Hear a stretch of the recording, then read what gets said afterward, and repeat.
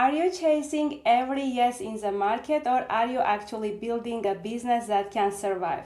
Because right now, between shifting tariffs, unpredictable volumes, port congestion, and rising cost of fuel, a lot of people are busy but not profitable. And that's exactly what we are going to discuss today. And today, my guest is someone special.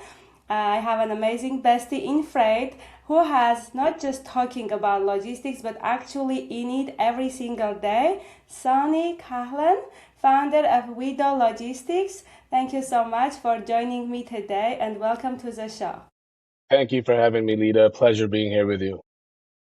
Yes, Sunny, I know you guys are asset-based company with over 300,000 square feet of warehouse, right? Trucks, chassis, handling everything from port to door. So please tell me, how did you end up into logistics? Well, I've always kind of been in logistics, on and off. Even in 2007 and prior to that, we had a refrigerated OTR trucking company that we operated 11 Western states. Then after that, 2008 bubble, when everything kind of went downhill, the same situation that we're kind of seeing now happened then. And at that point, we decided to kind of shift gears and, get into something else instead for a while. But once logistics is in your blood, it remains in your blood forever.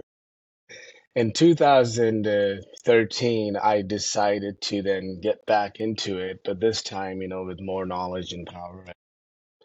So that's how we kind of got back into trucking. Then in 2018, we introduced warehousing as well as part of our services. Nice. So what did the early days look like when you restarted? Like the real version people don't see. The early days were pretty tough, actually. My story is kind of like yours. We're a husband and wife team. We, believe it or not, we started in our apartment on our dining table.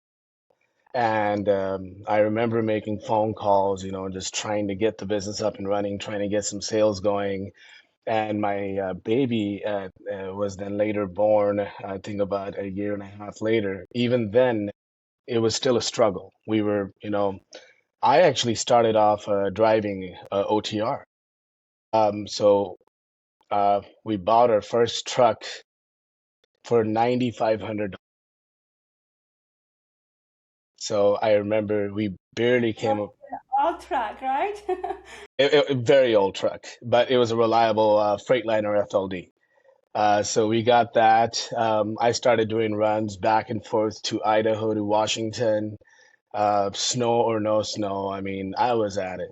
I was then dispatching. We eventually got a couple other units added. I got a couple drivers. So our start was very rough. For 2.5, 3 years, we pretty much were just surviving, just trying to get the feel of how can we, get into this again and the rhythm of getting clientele. Yes, thank you so much for sharing, and I can definitely relate. First few years is the hardest. So, tell me about the customers. Have you always been selective with customers, or it came this wisdom later on when you gain more experience in this business? Well, I think from our prior experience in 2007 and before that, one thing that we realized is pricing is everything. You gotta, especially when you're starting out, you can't just go out there and get any customers. You need to first be able to serve them, religiously, and they also need to be able to pay you a fair market rate. These days, I see a lot of trucking companies just spinning their wheels, but they're really going backwards. So we were very lucky and blessed at that time to pick up a handful of customers that actually had respect for what we did, and paid us well.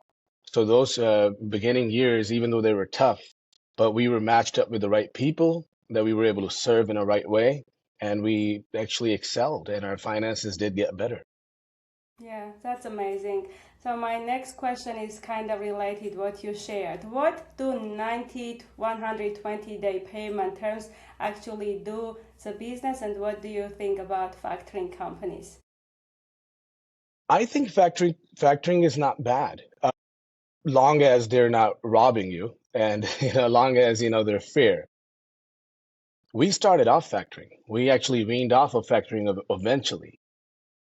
I think in the beginning, even if you get, some terms that are not favorable, even they're 90 days or 120 days, later, as your assets grow, it does matter. You want lesser terms. But, in the beginning, when you don't have a lot going on, you can factor those invoices, until your finances catch up, until you have the cash flow. Then you can have a year or 2 year plan to slowly wean off of factoring. Long as you have a plan, it's not a bad thing to have. Yeah. So, how are you personally navigating uncertainty without overreacting? Because in logistics, fuel prices are always changing, tariffs, some regulations coming up. So, tell me how you personally navigate this.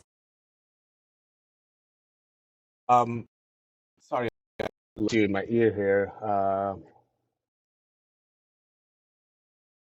Yes, I was asking how do you personally navigate the uncertainty of fuel pricing and constant changes, port congestions, and everything that's going on in our industry? Truly, there's no real way to navigate through uncertainty. I think the only way to really, put yourself in a position where you can, weather the storms is when you're making, you save money, invest carefully, take your time because this is a pattern of any business. You get your good times, then you get a longer term of bad times. Good times are just small pockets that you have to take advantage of, and that's what I was talking to Chris Jolly about a week ago as well. You just got to be very careful with your finances, and make sure that you have a good moat around you for the bad times. When Exactly. So you talk about aggressive patience. How does it look in everyday life and in business? Because I really love this expression. Please explain. Um, pretty much, as I was mentioning, we're living, in the ebbs and flows of the market. Those peaks and valleys are going to happen. If you can hold on long enough, eventually you do get your turn. But, while you're waiting, you just can't sit around. That's not what I mean. What I mean is, always pre-plan, be proactive, know what's coming, know how you could be ready for it, what kind of finances you will need when that opportunity does arise. How can you capitalize on that opportunity in the best way possible with the least amount of liquid cash used, and just move forward. Exactly. So you have built warehousing, drayage, and transportation together, which is definitely not easy. What does your operation actually look like behind the scene? Well, basically everything that we handle is under my own team. From the time freight touches our ports, we have our own chassis fleet, our own trucking. Our drivers go out there, and we've had a very good team of people that work with me. They've been with me for years. So they bring the freight over. Our warehouse then receives the freight. We handle. We do pick and pack. We'll store whatever the customer needs. We make it happen for them. Whether it's long-term storage, whether it's short-term, and then from here we also have a sister broker company that also handles their OTR needs. Our trucks go as far as they can go, and the rest of it we offer in brokerage terms. But some customers choose to use their own OTR service, which is totally fine. But we basically can handle from port to door all aspects. Wow, that's really nice. So you're taking all of the market almost, right? I'm trying. We all Yes. have our difficulties. Course. So I have been spending a lot of time lately with AI space, especially around logistics, warehouse, and freight brokerage. From your side, where do you see the biggest inefficiencies right now in the operation? I think we still have a big visibility issue. There's a big gap in, when you're talking brokerage, finding dependable carriers. Mhm. When we have a shipment that's moving, through our brokerage, we try to make sure that we pick the same people over and over again. Build a relationship, with good carriers that we can have visibility with. And right now, um, AI is a buzzword that's been going around for years now, but I don't think there's truly a good solution out there. There's many solutions, but a truly good solution that is seamless, that can, you know, integrate with your systems without any issues. I really haven't seen something of that. Yeah, I hear you. So, if you could automate one part of your operation tomorrow, what would it be?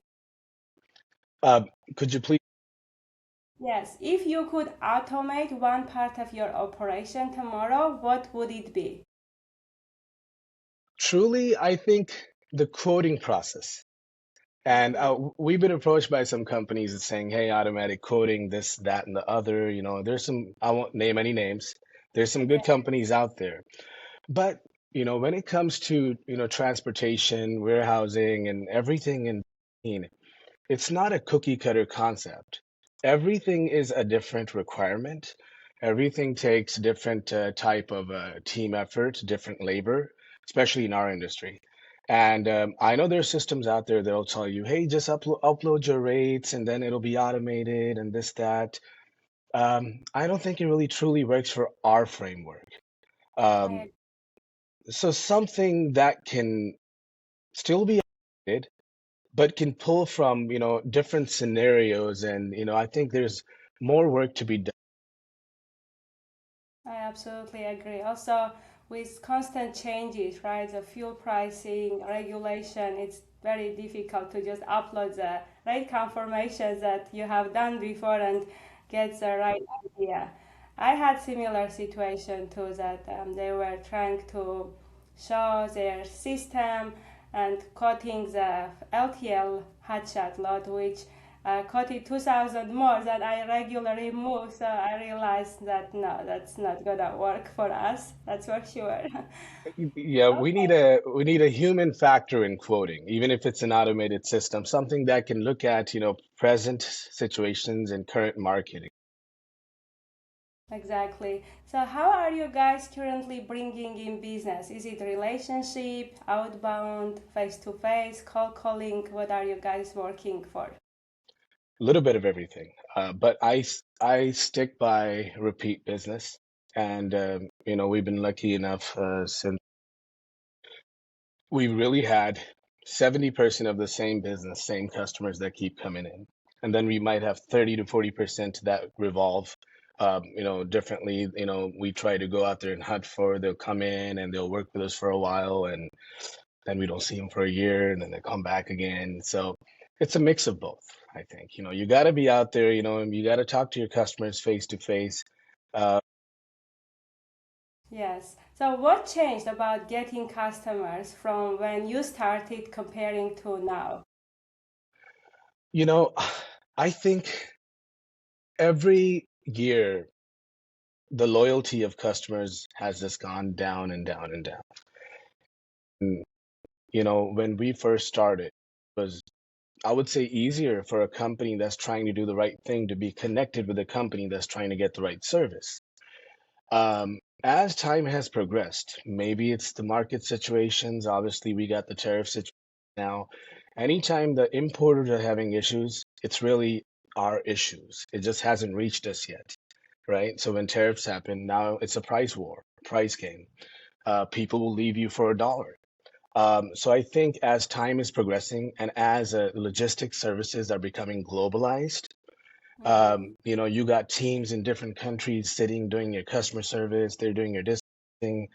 So, everybody wants to take advantage of that. So it's getting harder and harder to explain to your customer, yes, it's cheaper when you're, taking different parts from different places. But once you lose that sector, it's really hard to find a team that you can trust. So it's a hard explanation.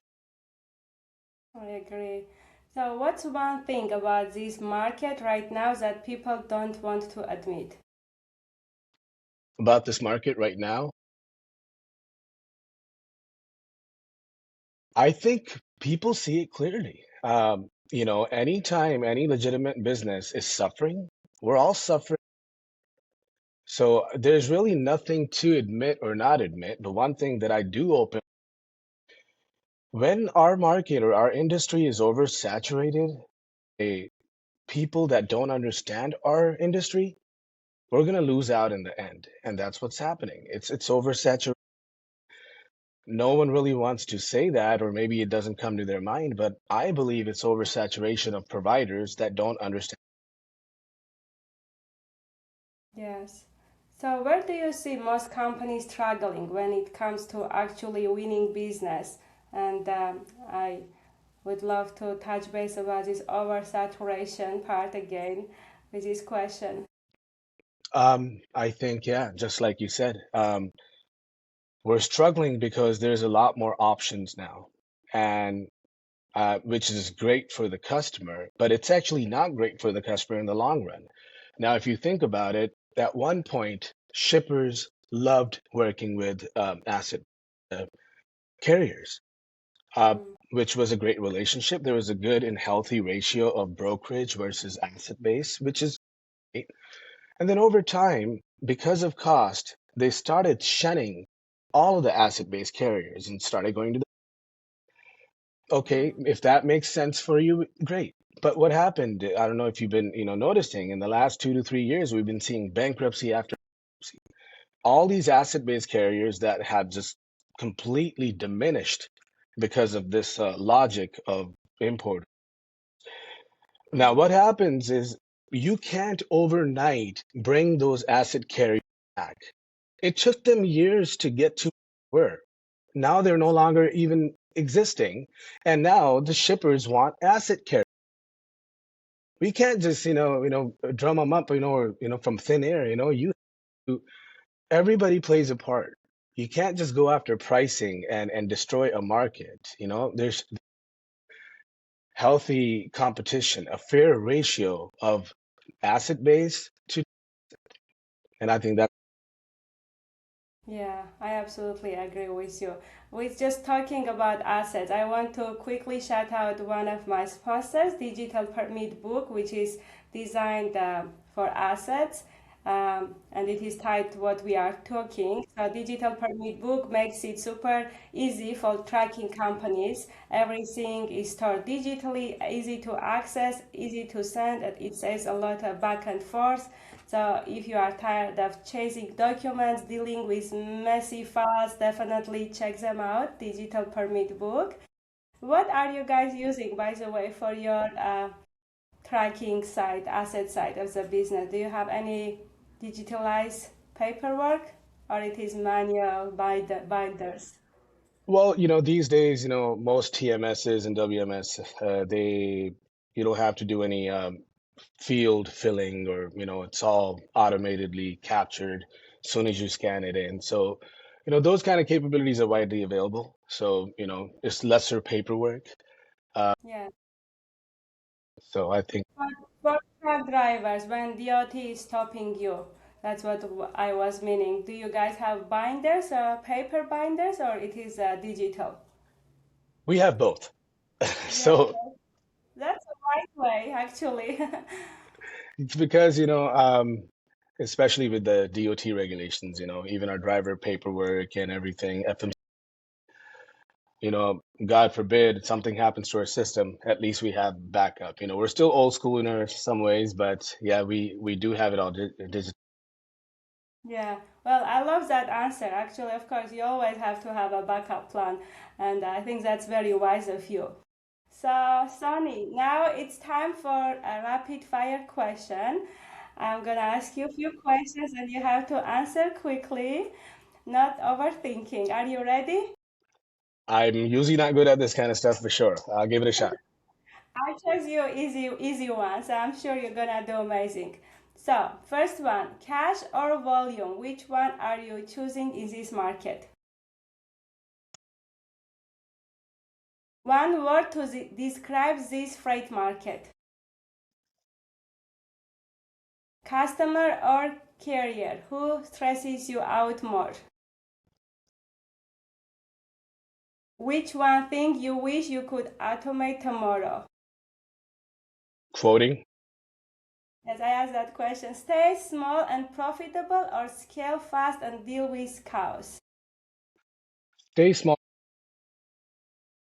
I love it. Thank you, Sunny. It was an amazing insight from you, coming from someone who has done it all from truck driving, dispatching, warehousing, asset side, freight brokerage side. So you have been doing all of it, and I think my audience got a lot of value and learned a lot from you. If you are listening to this and you still um, chasing every load, every customer, every opportunity, it might be the time to step back and ask, are you building a business or just staying busy? That's what I'm gonna take from you and my audience. Thank you so much for listening, and for all of my audience, thank you so much for tuning in. Please comment, like, and share with someone who might be also interested, and I will see you in the next one.